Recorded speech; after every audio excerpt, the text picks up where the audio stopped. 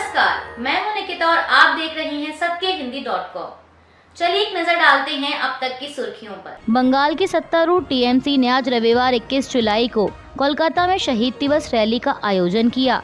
इस रैली में हिस्सा लेने समाजवादी पार्टी प्रमुख अखिलेश यादव भी पहुंचे। इस दौरान अखिलेश यादव ने कहा कि सांप्रदायिक ताकतें षड्यंत्र रच रही हैं। जो सत्ता में लोग हैं और दिल्ली के इशारे पर जो लोग अलग अलग जगहों पर बैठे हैं वो लगातार षड्यंत्र कर रहे हैं।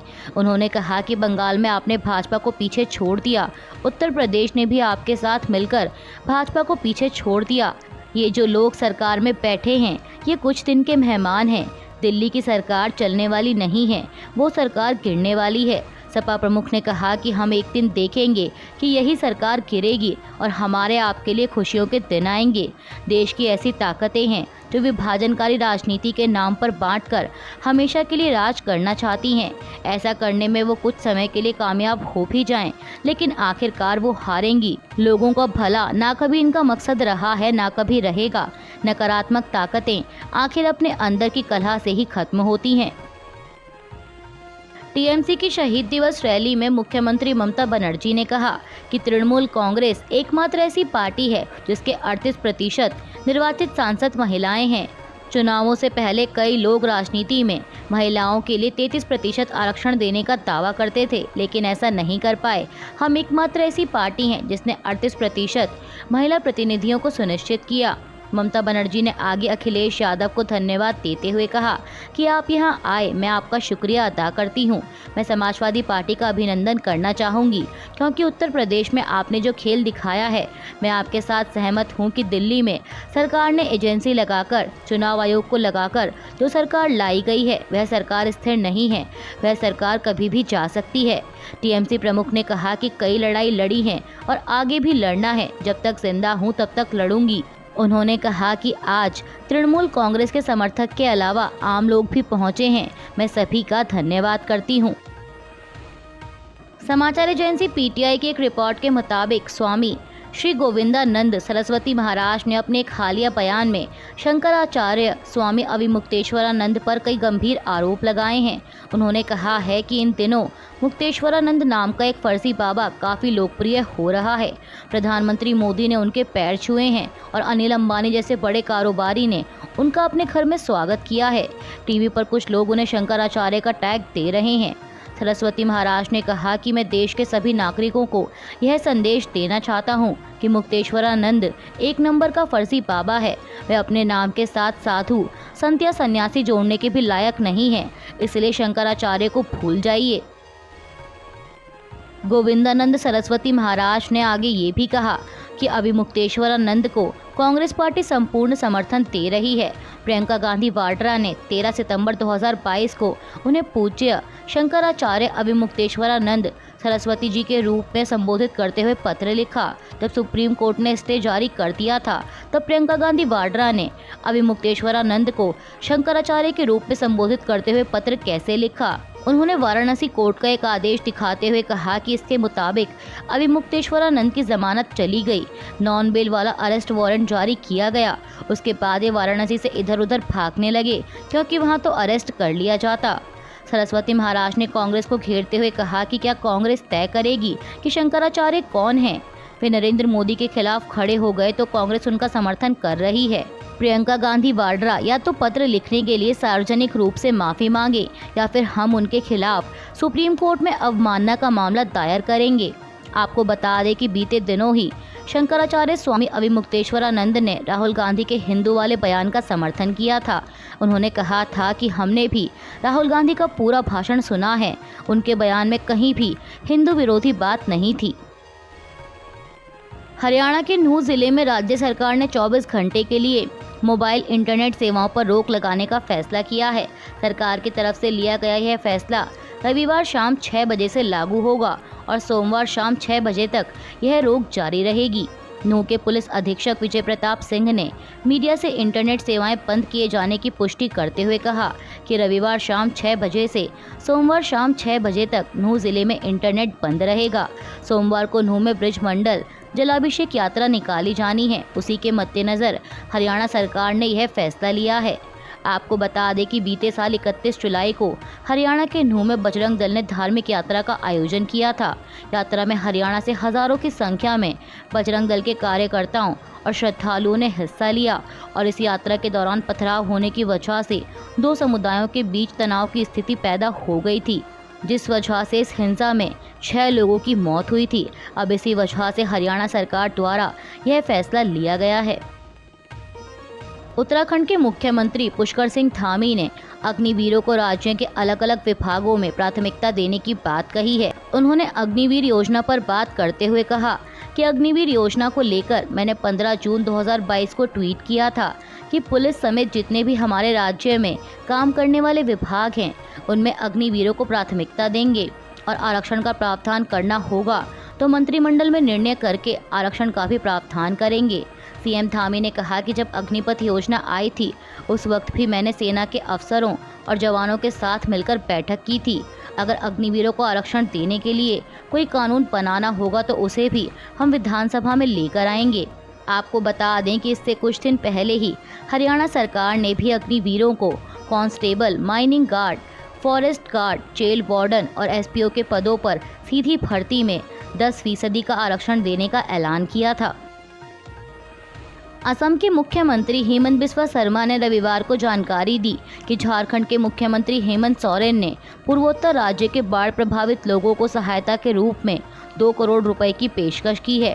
सीएम शर्मा ने इस कदम के लिए सोरेन और झारखंड के लोगों को धन्यवाद दिया। उन्होंने एक्स पर एक पोस्ट में लिखा कि झारखंड के माननीय मुख्यमंत्री हेमंत सोरेन जी ने बाढ़ प्रभावित लोगों के लिए सहायता के लिए असम के मुख्यमंत्री राहत कोष में 2 करोड़ रुपए की पेशकश की है। आज सर्वदलीय बैठक में जेडीयू द्वारा उठाई गई मांग पर आरजेडी नेता मनोज कुमार झा ने कहा कि बिहार की विशेष राज्य के दर्जे की मांग पर, जिसे कई लोग अवास्तविक कह देते हैं, जब बिहार और झारखंड का बंटवारा हुआ तब से ये मांग है। राजनीतिक दलों के अतिरिक्त बिहार को श्रम आपूर्ति का केंद्र समझकर केंद्र सरकार की जो नीतियां चलती हैं, हम उसमें बदलाव चाहते हैं। आरजेडी नेता ने कहा कि हमें दोनों चाहिए, विशेष राज्य का दर्जा भी और विशेष पैकेज भी। कल सोमवार 22 जुलाई से शुरू हो रहे संसद के मानसून सत्र से पहले केंद्र सरकार ने आज रविवार को सर्वदलीय बैठक बुलाई। बता दें कि संसद का मानसून सत्र 22 जुलाई से शुरू होकर 12 अगस्त को समाप्त होगा। इस बैठक की अध्यक्षता केंद्रीय रक्षा मंत्री राजनाथ सिंह ने की। इसमें जेपी नड्डा, अनुप्रिया पटेल, चिराग पासवान, तिरुचि शिवा, समाजवादी पार्टी के रामगोपाल यादव, सीपीआई एमएल के नेता राजाराम सिंह, असदुद्दीन ओवैसी, आम आदमी पार्टी सांसद संजय सिंह समेत कई नेताओं ने हिस्सा लिया। आपको बता दें कि इस मानसून सत्र के दौरान केंद्र की एनडीए सरकार अपने तीसरे कार्यकाल का पहला पूर्ण बजट पेश करेगी।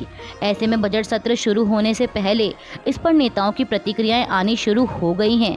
इसी कड़ी में कांग्रेस नेता पवन खेड़ा ने कहा कि लोगों को सरकार से बहुत कम उम्मीदें हैं। जनता समझ चुकी है कि सरकार महंगाई कम नहीं कर सकती। उन्होंने कहा कि बजट में आम आदमी के लिए कुछ नहीं होगा। आगामी केंद्रीय बजट पर कर्नाटक के स्वास्थ्य मंत्री दिनेश गुंडू राव ने कहा कि हमारी इच्छा है कि केंद्र सरकार को यह एहसास हो कि कर्नाटक भारतीय सरकार के योगदानकर्ताओं में से एक है। अगर वे भेदभावपूर्ण प्रकार का बजट बनाते हैं जैसा कि वे पहले करते रहे हैं, इसका असर केवल उन्हीं पर पड़ेगा। स्वास्थ्य मंत्री ने कहा कि उम्मीद है कि इस बार वे निष्पक्ष होंगे और केवल भाजपा शासित राज्यों के बारे में नहीं सोचेंगे। बाकी देखते हैं वे क्या करते हैं, फिर हम प्रतिक्रिया देंगे। सर्वदलीय बैठक के बाद जेडीयू नेता संजय कुमार झा ने कहा कि बिहार को विशेष राज्य का दर्जा मिले। शुरुआत से ही हमारी पार्टी जेडीयू की मांग रही है। मुख्यमंत्री नीतीश कुमार ने इस मांग को लेकर बड़ी बड़ी रैली की। अगर सरकार को लगता है कि ऐसा करने में कोई समस्या है तो हमने बिहार के लिए विशेष पैकेज की मांग रखी है। हमने बिहार में बाढ़ की समस्या को भी रखा। इसका कारण नेपाल का पानी है, जिस पर भारत सरकार ही बात कर सकती है। जेडीयू नेता ने कहा कि यही 2 मुख्य मुद्दे हमने उठाए हैं। सर्वदलीय बैठक में शामिल हुए एआईएमआईएम प्रमुख असदुद्दीन ओवैसी ने मीडिया से बात करते हुए कहा कि उत्तर प्रदेश में कांवड़ यात्रा के रूट पर नेम प्लेट लगाने के मुद्दे को हमने उठाया है और कहा है कि यदि कोई सरकार संविधान के खिलाफ कोई निर्देश पास करती है तो उस पर केंद्र सरकार को संज्ञान लेना चाहिए। इससे छुआछूत को बढ़ावा मिल रहा है। ओवैसी ने कहा कि उन्होंने किस बुनियाद के अनुसार ये निर्णय दिया, खुले तौर पर भेदभाव किया जा रहा है। सर्वदलीय बैठक पर आम आदमी पार्टी नेता संजय सिंह ने कहा कि आज इस बैठक में कई मुद्दे उठाए गए। जांच एजेंसियों का जिस प्रकार से दुरुपयोग हो रहा है, ईडी को जो ताकत पीएमएलए को लेकर दी गई है उसे वापस लिया जाए। संजय सिंह ने आगे आगामी बजट को लेकर कहा कि बजट अभी आने वाला है, लेकिन बजट मैं लीक कर सकता हूं कि दिल्ली को 325 करोड़ से ज़्यादा नहीं मिलेगा। पिछले कई सालों से ऐसा ही होता आ रहा है। हम लाखों करोड़ों का टैक्स देते हैं, लेकिन हमें 325 करोड़ से ज़्यादा नहीं मिलता। वहीं कांग्रेस अध्यक्ष मल्लिकार्जुन खड़गे ने बजट को लेकर भाजपा पर तंज कसते हुए कहा कि उनके दिल में जो आता है वो करते हैं। जब बजट आता है तभी आपको पता चलता है कि किस राज्य को क्या मिला। दूसरों से पूछने, विचार विमर्श करने की प्रथा भाजपा में नहीं है। बांग्लादेश के सुप्रीम कोर्ट ने सरकारी नौकरियों में आरक्षण पर हाई कोर्ट के उस फैसले को पलट दिया है, जिसकी वजह से वहां हिंसक प्रदर्शन हो रहे हैं। मामले पर सुनवाई करते हुए सुप्रीम कोर्ट ने अपने फैसले में कहा कि लगभग सभी सरकारी नौकरियां योग्यता के आधार पर दी जानी चाहिए। आपको बता दें कि बांग्लादेश में हो रहे इस पूरे प्रदर्शन के केंद्र में सरकारी नौकरियों में 30% का वो आरक्षण है जो बांग्लादेश की आज़ादी की लड़ाई में हिस्सा लेने वालों के बच्चों को दिया जाता है। और यूनिवर्सिटी के छात्र बीते कुछ दिनों से 1971 के मुक्ति युद्ध में लड़ने वाले सैनिकों के बच्चों के लिए सरकारी नौकरियों में इसी आरक्षण का विरोध कर रहे थे। बता दें कि 1971 में पाकिस्तान से आज़ादी की जंग लड़ने वालों को यहाँ मुक्ति योद्धा कहा जाता है। देश में 1/3 सरकारी नौकरियां इनके बच्चों के लिए आरक्षित हैं और इसी का यूनिवर्सिटी के छात्र बीते कुछ दिनों से विरोध कर रहे थे।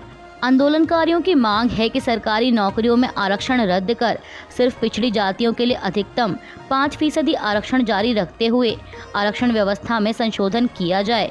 इसके साथ ही आपको बता दें कि बांग्लादेश में हुई इन हिंसक झड़पों में अब तक 110 लोगों की मौत हो चुकी है, जिसके बाद इन हिंसक झड़पों को देखते हुए सरकार ने शुक्रवार की रात ही कर्फ्यू लगा दिया था।